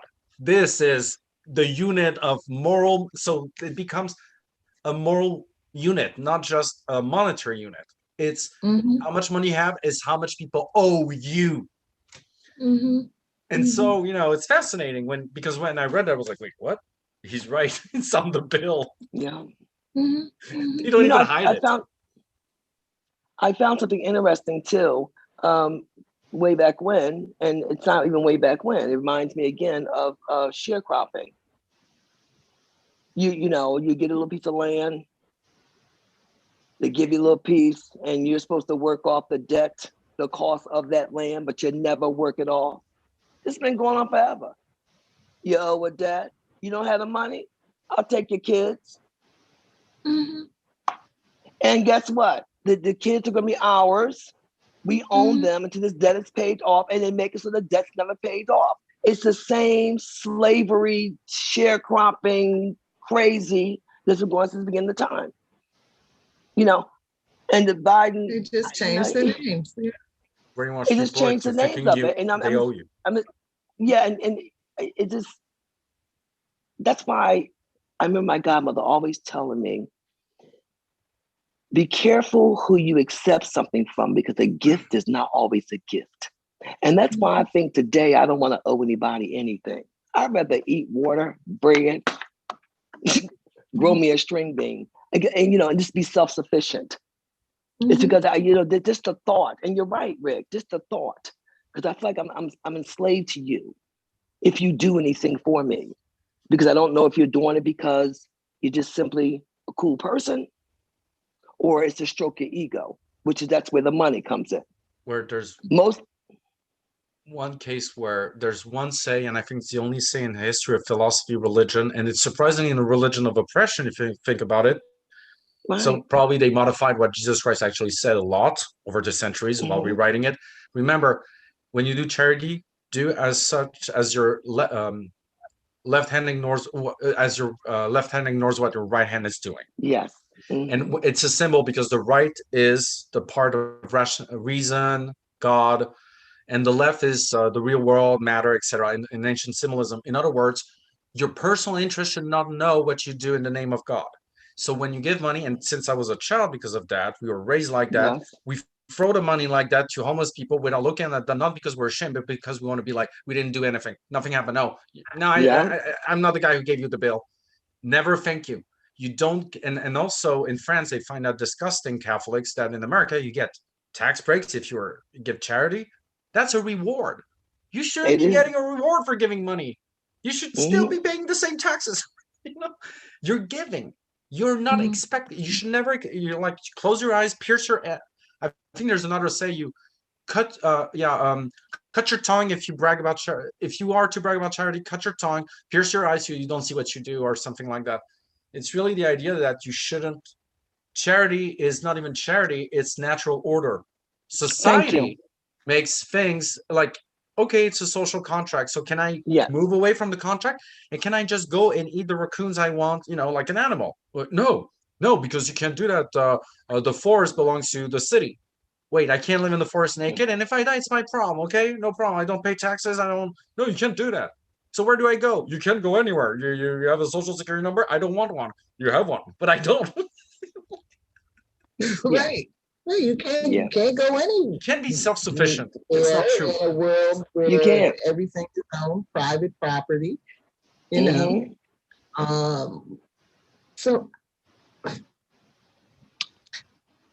anyway, all right, Gio, any final thoughts? Well, still lingering in my mind is what the imagery Rick brought to us about simulations. A society that's a simulation, and then how do you get people to all buy into how the society is going to work? You bring forth sayings, or you create economic mathematical equations that prove that they need to do what you want them to do. So, and all throughout our conversation, I keep hearing things that, activities that should be common sense if we cared about each other. And so, but it's not common sense. It's always, I need to be something more than that other guy. So it's a real conundrum, for me. And then how do we get out of this? If we recognize that this is contrived, this is all contrived, we've all agreed we're going to participate in it, but it's wrong, and it's not going to last because we've seen it fluctuate. How do we get out of it? Or how do we repair it? How do we even make people see what it is, what it actually is? A lot of folks, I think some folks do see what it is. But again, it's that power.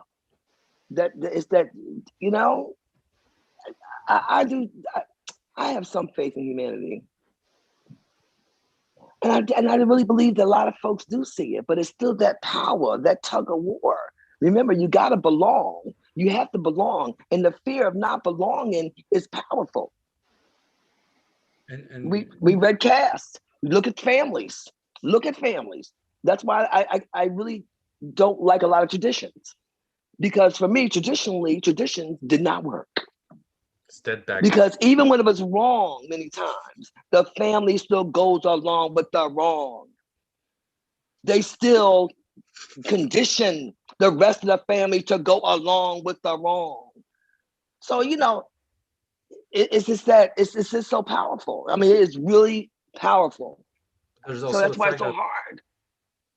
the more you suffered from it, the more you were in pain from it. And I believe a lot of Trump voters were like that.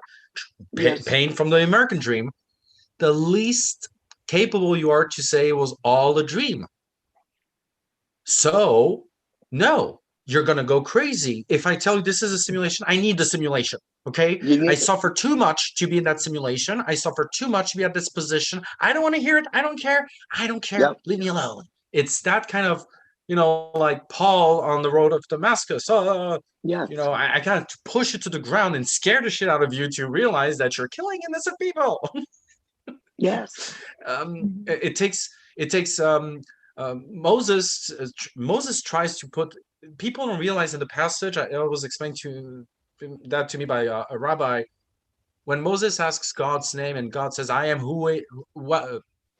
he who he is," and I am. I am what I am. Well, I have the Latin translation, which is way more paradoxical, but what it. The reason why he asked the name is that he was educated by the Egyptian scribes, who told him that, taught him, exorcism comes from there. If you know the name of the god, you control the god. You can ask the god something.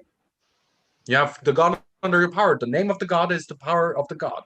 So when he asks that to God, God's like, hey, no. I ain't your individual God from the pagans. I'm the universal absolute God. I am what is. Shut up. You will not control me. Forget your private interest. And the same thing with, you know, like there's always this strange thing in religion where everybody gets a slap in the face from God saying, stop doubting. Not me. Stop doubting what is in front of you. Because I was like, but what about the king? What about my family? What about my wife? She's too old. What about always you always have an anchor, and even Jesus Christ says that it's release the anchor, and the anchor is wealth. Well, apparent wealth. Easier said than done. I have to tell you this story just because of the synchronicity of you mentioning I am. And I heard somebody talking about this earlier today, and it was on a TV show. It was a young woman who was talking about her podcast. I think she was Muslim, and the podcast is called I Am. It's something I am. And so they were asking her about, well, you know, what is the name? What does that name mean to you? And so she talked about the Bible and God saying that, and she said she interprets it as God saying, you can't put a label on me. You can't fit me into a particular box. I am. Which is making me think about in the context of you know, what Venita is saying about, well, how, you know, how do we even work our way through this mess? That I think that's a piece of it, that once we start to associate with these various labels, like I was asking you guys a few minutes ago, what society do you identify? Once you identify with something, I am a Christian, you know, I am a Buddhist, I am a Muslim, I am an American, you know, I am a Frenchman, I am this, I am that, I am that. You are then tethered to whatever the madness, whatever the drama is associated with that label. And then you enter their debt knowingly. Yeah. Owing something is reassuring in the end because that means you belong to a group. That's exactly what I was saying. It's so difficult because people want to belong. We read the cast. No one wants to be. It's very simple. Since when did the book say? No one wants to be at the bottom. No one wants to be at the bottom. Mhm. So in order for you to be on top, you got to stump on something to keep it down there at the bottom. And that comes back to, the capitalism. And when I owe things, I think Michelle and I spoke about that. Maybe I'm just a little bit different. I do have a debt to the earth and to my fellow humans. And what I mean by that is to do it the best for the most, to take care of the earth. I feel more indebted to the earth. I can live without the rest of the stuff. But if the earth is cool, I can get everything that I need. And that's where I feel indebted. What's a debt you can't reimburse? You can't. What can you give to the earth in exchange? So it's not a debt. You know what I mean? To me, king comes along and the king says, "Well, if you pay me, you are satisfied." Oh, exactly. You're right. That's how they do it. I'm the representative of Earth. Yeah, it's me. She chose me. I can listen to her. Yeah, you're right. Yes. And that's what I'm saying. It's like, they make it so, with airspace, charging for air, actually charging for air. Right, airspace, you're right. So that thing you can't see, that's mine. That's mine. Who came up with that? Who came up with that? The military. I'm telling you, it's got to be the military. That's mine. No, that's mine. Think about it. Airspace. Why are people in the hospital worrying about a bill for oxygen? I'm not trying to be funny. I know the pharmaceutical companies got it down tight. Okay, I know a lot of stuff goes on, but why in the hell is anybody not only lack of, but worrying about paying for oxygen? Which reminds you, the insurance company is going to let you know that the party is over. I want to let y'all know. At some point during the pandemic, if you got ill, which some poor people did not know, you're not responsible for that bill because of the pandemic. Insurance companies, they said that party's over. If now you get sick from coronavirus, you are responsible for those deductibles, co-pays, all those bills that come along with it. Okay, so even if you don't owe a debt to society. We hear quite a bit about student debt, even though Biden did not mention it the other night in his speech. But apparently medical debt is even bigger than student debt. Well, people go bankrupt all the time. When you get older, that's why they say save for retirement. Whatever I might have saved, if I saved $500,000, that $500,000 could be swooped away in one illness.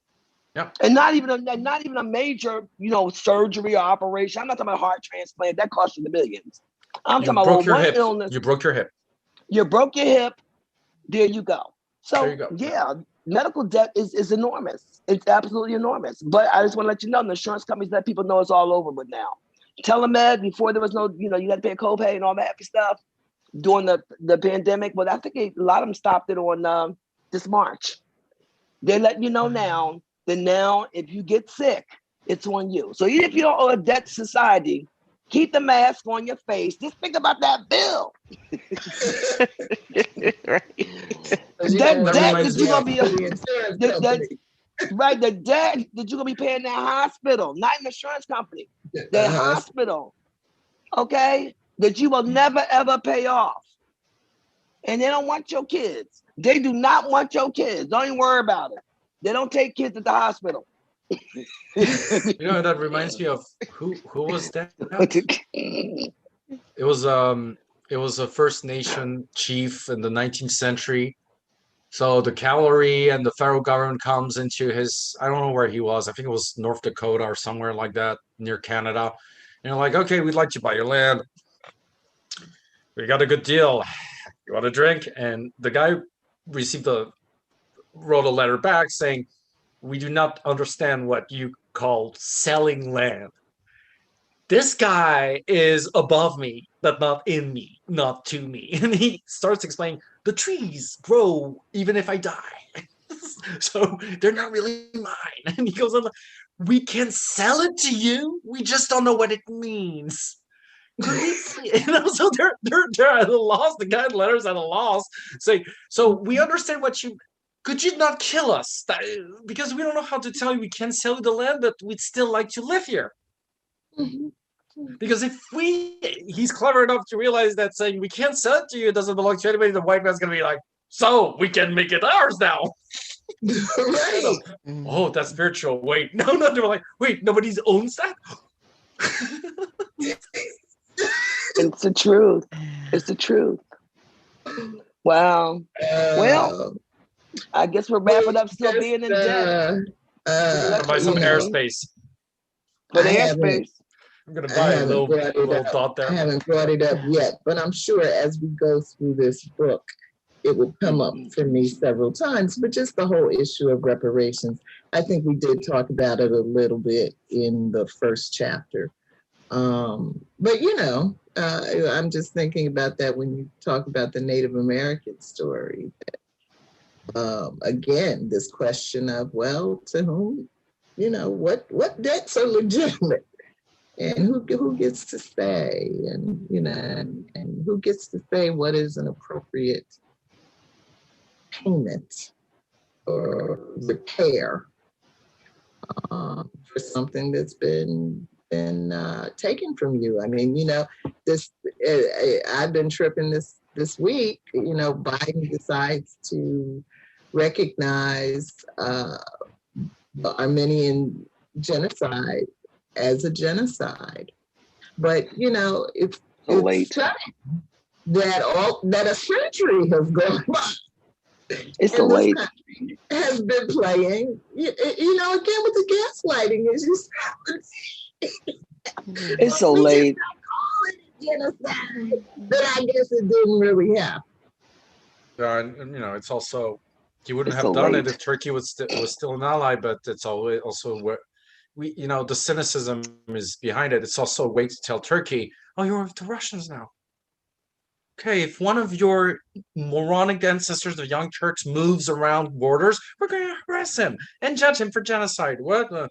It's all of that. You know, when the government recognizes something, is that they can afford it. Right. France has still not apologized for the destruction of Algeria. Right. Macron was this close, and he got slapped on the face when he said, oh, what we did was a crime against humanity. He got slapped on the face by everybody. Why? Because as long as we're the evil people, we own Algeria. We own the generals.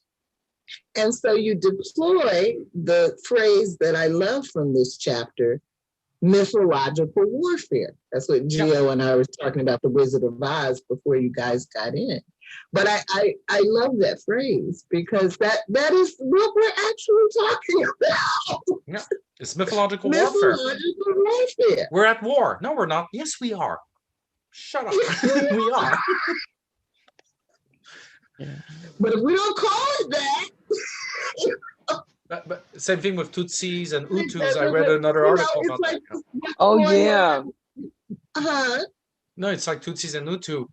You know, when Europeans, Germans, Belgians, and French later came over, what they did is they took the minority over there, put them in power, full power, which is Machiavelli's, you know, advice. Reinforce a little, so the big one falls, and they're your allies, but they're too small to topple you, and they're too small to become independent from you. But you can use them to destroy your bigger enemy.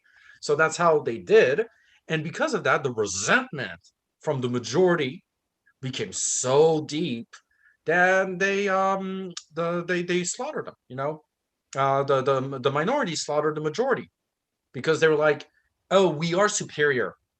Oh, but no, it's the white man who told you that. No, we've always been. But no, he created a history for you in mythology that's real. Like I didn't know that the French came in the 18th century and said, hey, we look at history from Greece and Egypt. Yeah, you're from there. Oh, the Hutus? They're from nowhere. They're monkeys. Among black people. They managed. Europe is really good. Our technology is division, destruction, and conquer. We're barbarians. Let's stop pretending that's a myth. Ooh. We imagine ourselves classy. We're actually the barbarians from the 5th century still. I'm going to add that to my lexicon. Mythological warfare. Sounds good. Right? Sounds about that's where we're at. Yeah. It's funny how you mentioned the Hutus and the Tutsis. I've read a lot about them over the years. And Could have been that's prevented. pretty heavy. How it actually came about. How your neighbor that you've been having fun for 30 years all of a sudden is taking organs away from your children life. It's you know, Sad. that genocide, Armenia, Yeah. Europe with the Jews, Africa with Namibia, not just Namibia, Congo, Cameroon. Well, I can't name 30 countries right now. Madagascar. It's always the same thing that works. You know, Cortez didn't destroy the Aztecs alone. He used the Olmens, the Oyomos, who are people who had been genocided by the Aztecas when they arrived 2 centuries before that. Resentment, mythological warfare. How come Jewish kids now born in Israel are going to naturally hate Arabs in just 4 years? And the same thing. We're creating this. We have Tim Scott, who said America is not a racist country. You know, I can't talk about Tim Scott. You know what? I can't even look. You know what? I was doing fine until you mentioned Tim Scott's name. Why? I would be horrible. I would respond, "Oh, really? Oh, really? So they don't really invite you at our parties? I thought you were invited because you're sorry. No, nothing. No, being like, you know, when people tell me you don't know what's racism, you're white. I'm like, I know what's racism. When you guys leave the room, I hear stuff. Right. I can't. I just can't. That rebuffal. I was like, what? America's not a racist country, so the KKK is I can't. We don't use words like genocide or extermination or coup. We call it, you know, to what is happening to Black America this very day. But you know, that's a part of the mythological warfare. I mean, when you can just go around shooting 16-year-old girls, you know, when you can just go around shooting people in the back of the head as they're trying to run away from and it's complicated. It's not even a straight call. You know, it's always. I mean, the guy got a bullet in the back. I'm sorry. I mean,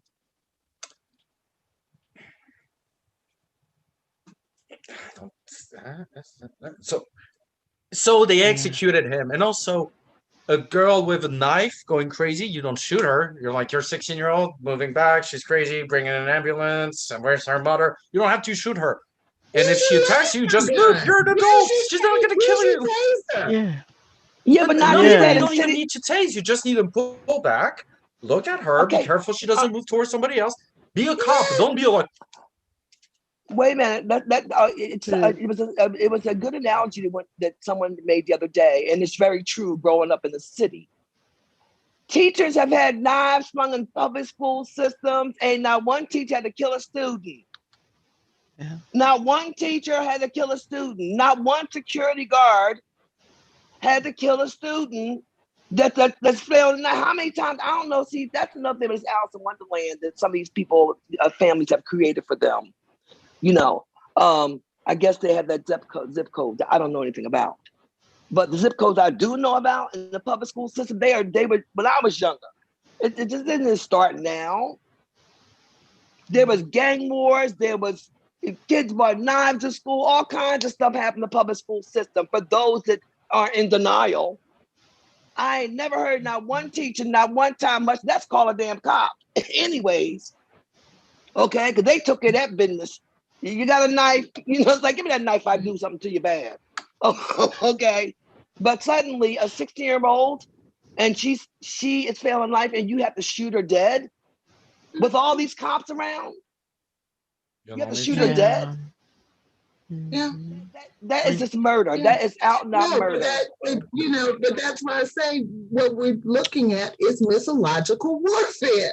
You know, it's the gaslighting. It's saying, you know, why should it even be? I mean, you know, I'm happy that Derek Chauvin was found guilty, but on the other hand, why should society even have to suffer through a trial for something that was so blatantly obvious?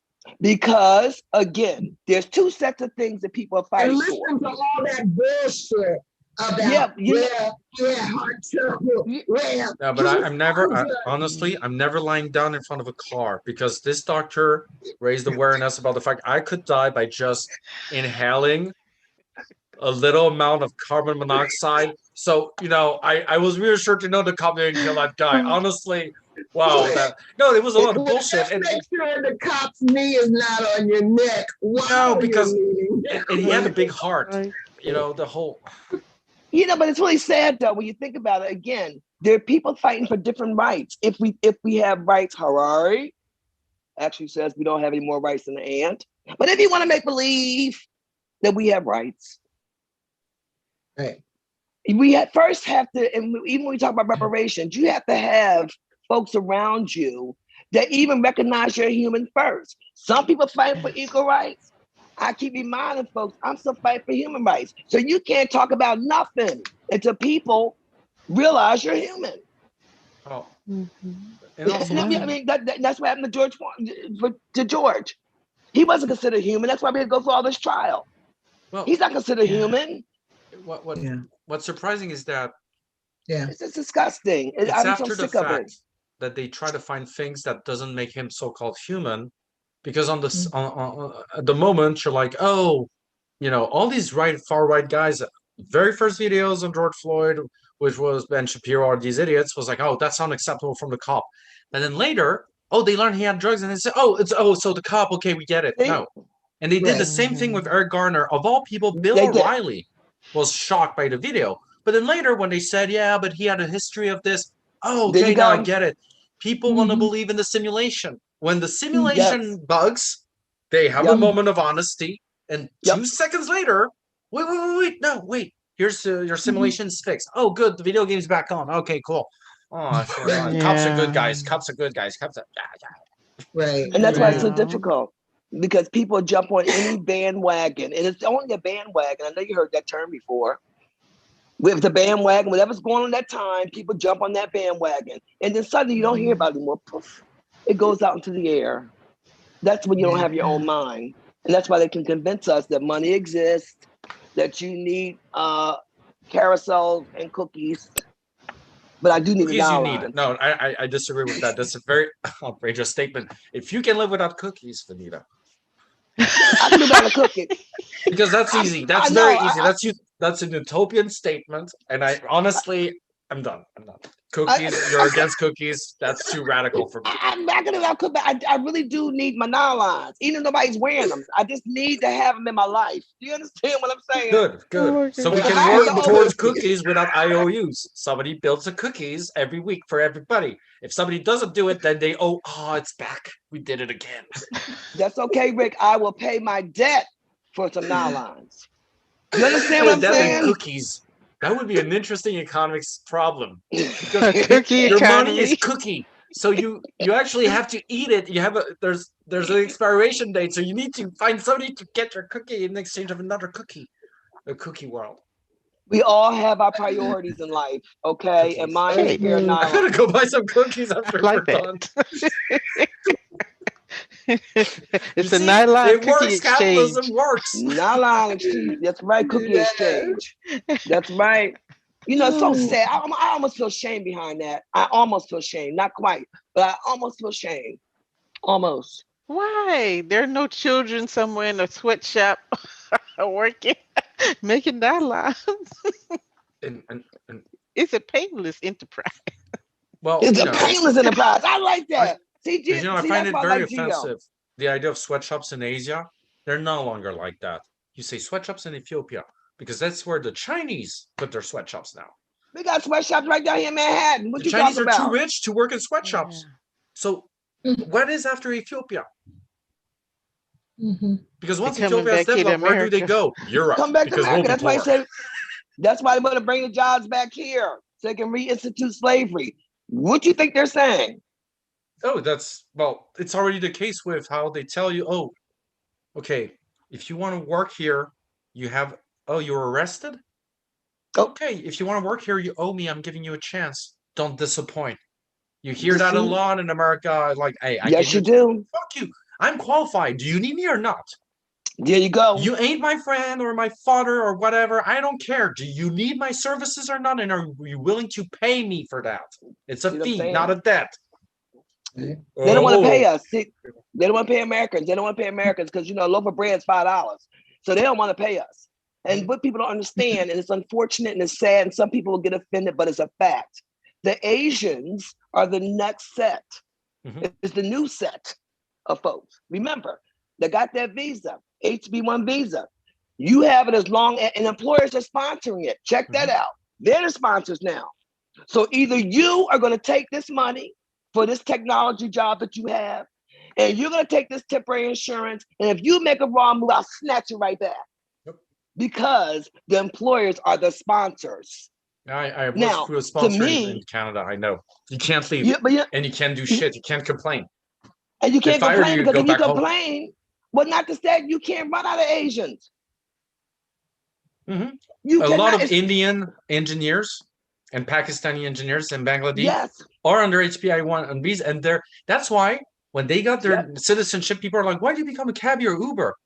Dude, I'm not going back for studies and working for idiots. I'm making my own money. You're an engineer. I don't care. I'm making, because they want to be their own bosses. People are like, oh, that's miserable. They don't have equivalency of their diplomas. It's also that they discovered the world they're supposed to work in America with their diploma, hate it, and just want to have their life be free. They left India to be free from the pressure of culture and society. Same thing for Europe. In America, they discovered that again. No. No. This is the thing about America. You can be alone. That's right. You don't have a lot of other countries. In other countries, be careful. You're never really alone. Like in France, there's the government can go to your house. Say, okay, we're building a stadium here. What? Yeah. So we'll take your land, but that's my land. That's been my land for 4 centuries. That happened recently. No, I mean, public good. Goodbye. But you can do it here too. Yeah, but you can sue. And there are so many stories of huge buildings everywhere. And you have this tiny house in the middle. That's America because the guy held good. Well, you can hold good in America. That happened right here in Connecticut. Right here in Connecticut. In Norwalk. Yes. And I've been down there. Been down many times. And that happened right here in Connecticut. So it's really bullshit. They've been around that lake for the Connecticut Sound for a long time. It's really a myth. They went down there and they fought against it. And the sad part about it wasn't even for public use. They built luxury condominiums. Because, we always say in Europe, the difference between the old world and America is that America is the only country in the world, or one of the 2 only countries in the world, where you can actually own land. In England, nobody owns land. You have landlords. I remember one of my girlfriends in London, the apartment building didn't belong to the landlord. He was the landlord was working for the Lord. Landlord. The Lord is a guy in London who owns naturally by decree since the 12th century this neighborhood. Every single building, every rent, he gets a piece. That's why they're so rich in England. That's why when they match you and give you territory, you're happy. I can build and I can rent it. They owe you a tax. It's crazy to this day. You don't own land, but you never own land in the city either. You own the house that sits on the land, but you do not own land in any city in the United States of America. Own land outside of the cities in America. That's the old dream of the ranch. Like, I got my place. That's the American dream. That's the American dream. Yep, the American dream was the suburbs. Get off my land. City, where we have the industry, because they want to reserve that right to have the industry and everything in that city. So you will never own that land. You own the house that sits on the land in any city. Gotcha. And let me say good night. Oh yes, I'm hungry. Cookies. I'm gonna put my nylons.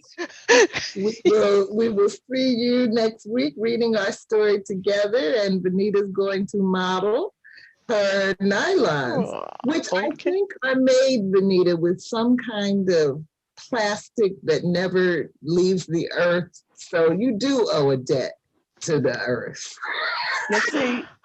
Now see, if I didn't love her, Gio. But wait. Between all of us, the earth owes a lot to the sun, and I don't see anything going to the sun. There you go. Okay, just saying, the earth is asking us to give her something back. She might start giving back to the sun, please. There you go. Never ends. That's Good night, right. everyone. Good night. Good night. Good Enjoy your Good weekend. night, Gio. Bye, Good night, night, Michelle. girl. Bye, Rick. Bye-bye. Bye.